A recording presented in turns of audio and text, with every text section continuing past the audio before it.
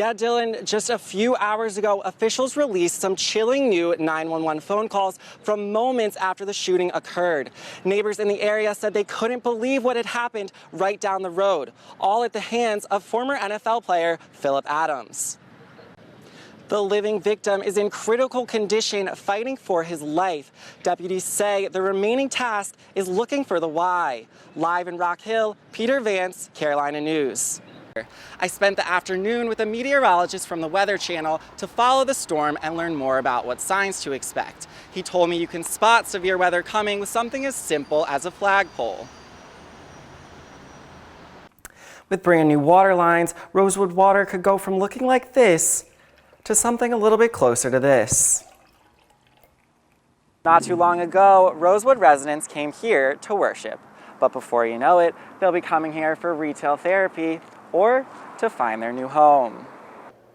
The cycling machine sets itself apart by offering thousands of different classes with virtual trainers, all accessible on this screen right here.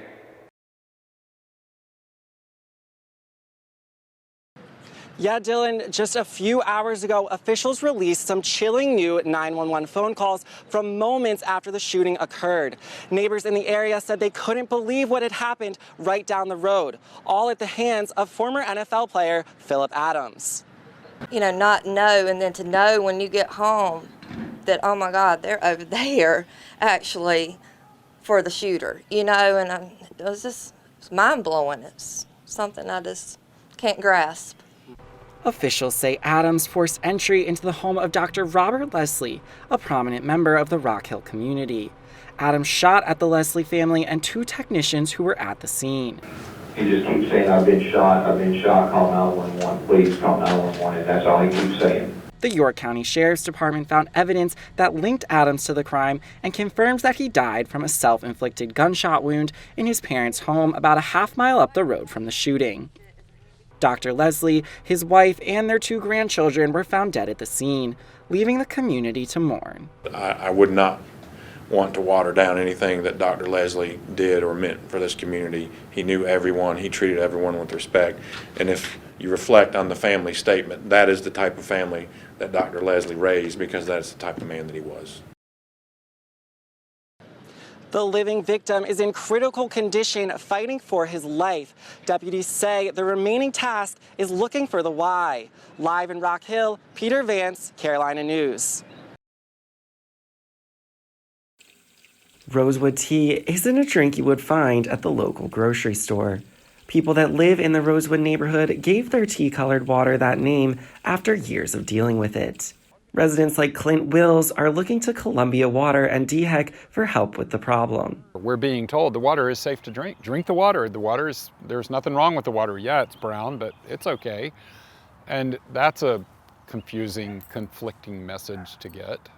DHEC and Columbia Water were not open to an interview, but previously explained in a town hall meeting that brown water comes from iron in the pipes and is still safe to drink.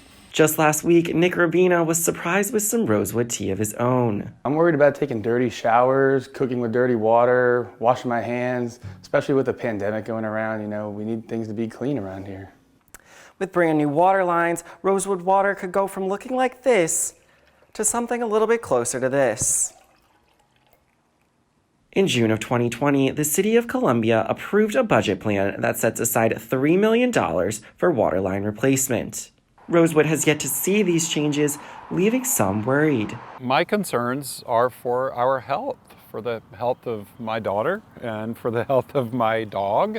Water is routinely tested by the city, keeping it safe for its residents. In Rosewood, Carolina News, Peter Vance.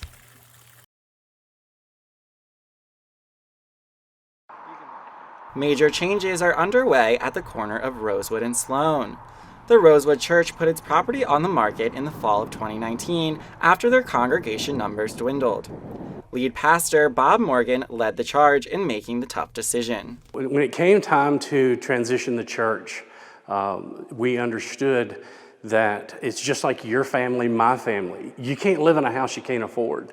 The church moved just a few minutes up the road, leaving new opportunities at the old grounds. Not too long ago, Rosewood residents came here to worship.